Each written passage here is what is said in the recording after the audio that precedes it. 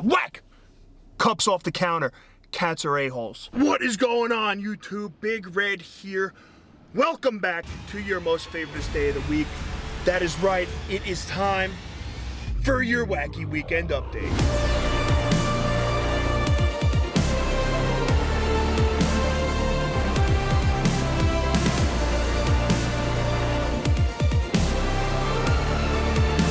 Coming at you guys this week, all right? I have no actual article for today, but I'm gonna pop something up right here anyway, all right, just so you can see it when I talk about the IG Nobel Prize.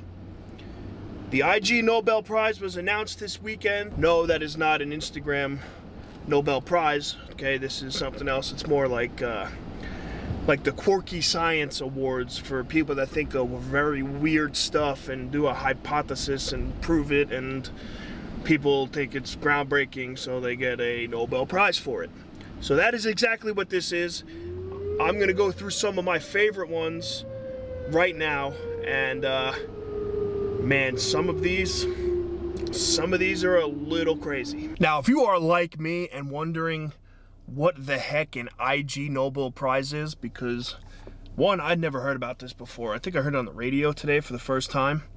But a IG Nobel Prize, okay, is an annual honor for unusual accomplishments in science that aim to make you laugh and then think.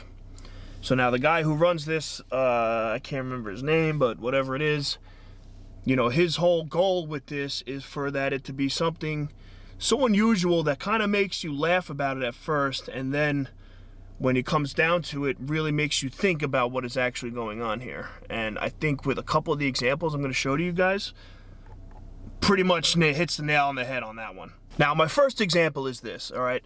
And I'm reading this straight off of an article that I have. Now, they have different categories, I guess you would say.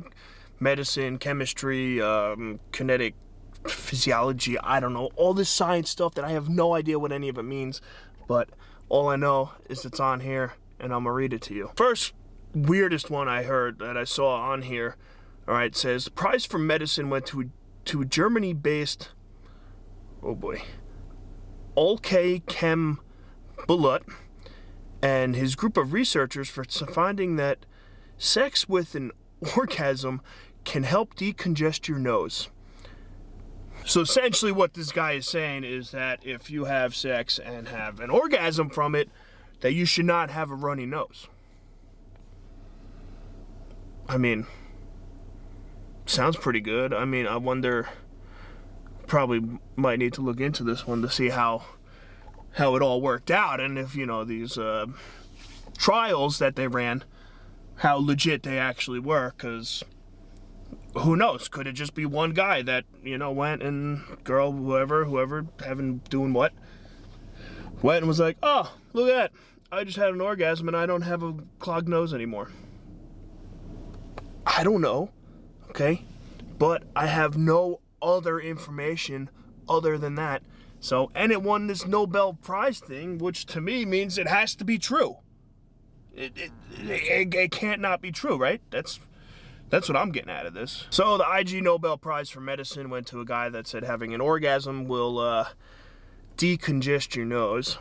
And the Biology Prize went to Suzanne Schatz.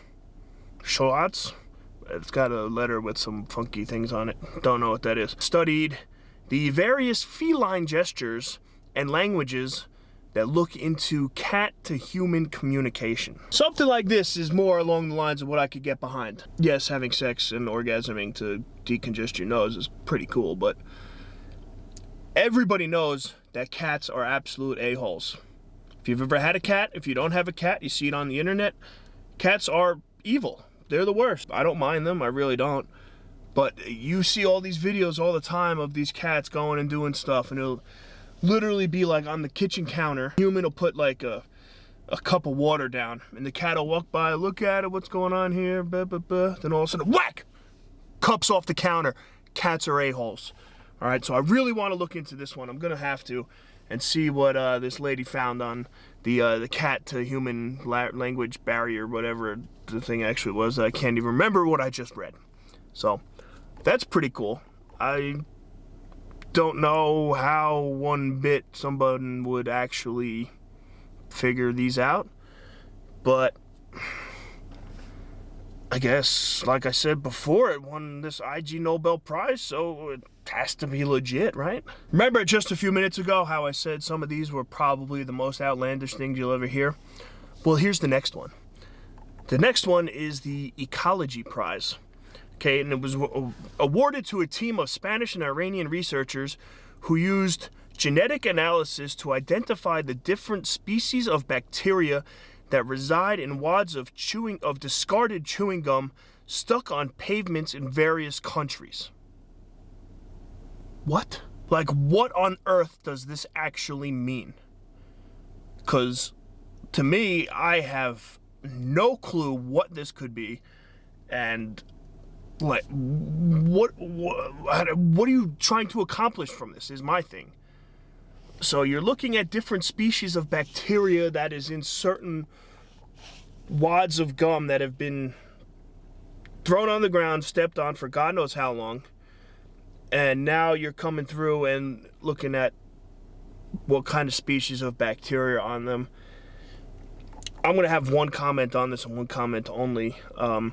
Obviously, there's tons of bacteria on those. Like, it's on a street side, like the sidewalk in a street. Imagine if that thing was in New York City. Oh my God, that discarded piece of gum had to be glowing green.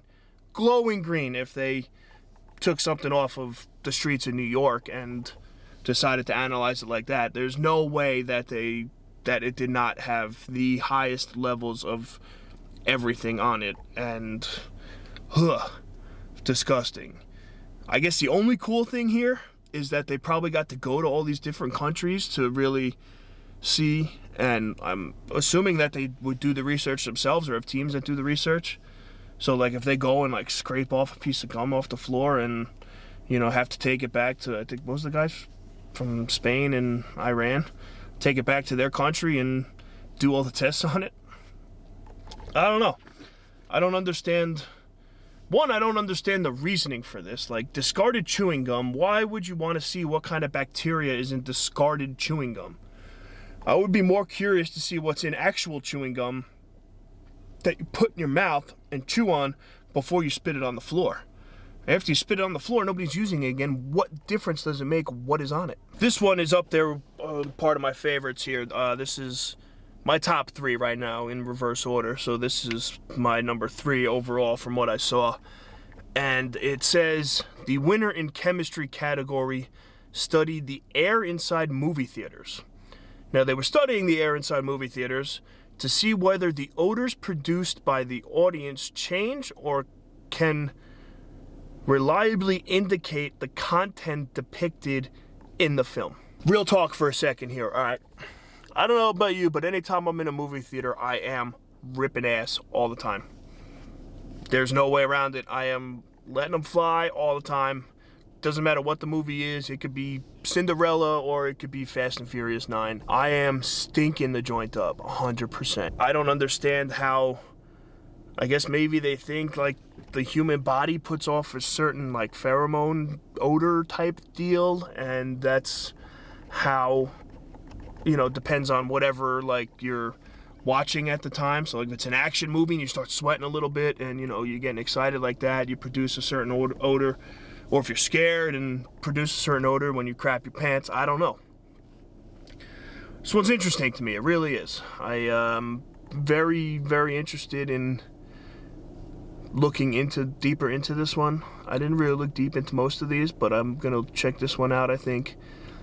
Because if they are able to identify that humans put off certain scents in the movies, when they're seeing something, when they're doing something different, that's some wild stuff right there. Absolutely wild. Another one I thought was pretty cool was the fact that Ethan Besseris from the University of Utah showed that beards may have been an evolutionary development to help protect men's faces from punches. This is something, believe it or not, I have thought about in the past, and I'm kind of mad that this guy now won a Nobel Prize for it, or an IG Nobel Prize.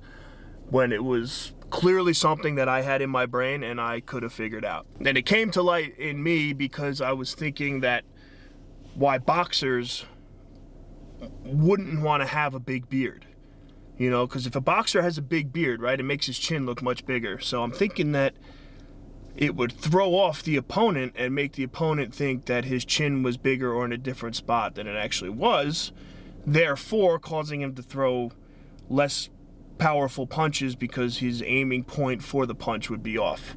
So that was my thinking behind this whole thing, and now somebody won an IG Nobel Prize for it, and it wasn't me when I had this idea. Nonsense. Nonsense. I could be a freaking scientist. Gosh.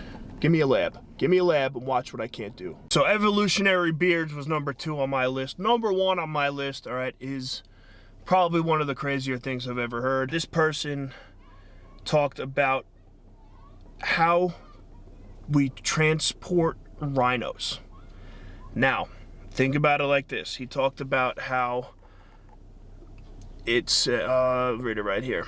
It says, while much is talked about the conservation of rhinos in African nations, till recently no one had cared about the basic investigation to determine the best way to shift the hefty animals to breeding centers. So now this wildlife veterinarian, Robin Radcliffe, and the team found it was safest to airlift the rhinos upside down. Here's my 2 cents on this. 1, how do you prove this? There is not that many rhinos left in the world, and the fact of the matter too is that you now have to use a helicopter to airlift them out of here. Like, I want to know what kind of stuff did you run to make this happen? All right, did you just randomly pick up a rhino upside down and tie his from his feet and see what happened? I don't know. Did one get sick when you brought it regularly and then didn't get sick when it came back? No idea.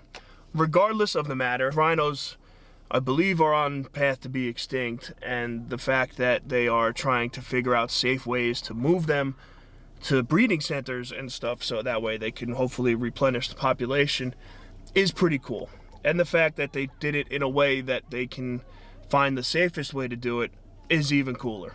So I'm about that. Now, I'm running out of daylight here. As you can see, it's getting darker as we're going. But that's all I got for your Wacky Weekend update. Thank you guys for tuning in. If you like any of these or have any questions about any of them, if you think that I should be a scientist and run around in a lab coat all the time, drop a comment down below. Let me know. But until then, that is all I got. So thank you all for tuning in. Please make sure you like the video, subscribe to the channel. Turn on those post notifications so you don't miss anything that's going on around here. And I'll be back on Thursday with another vlog. Peace!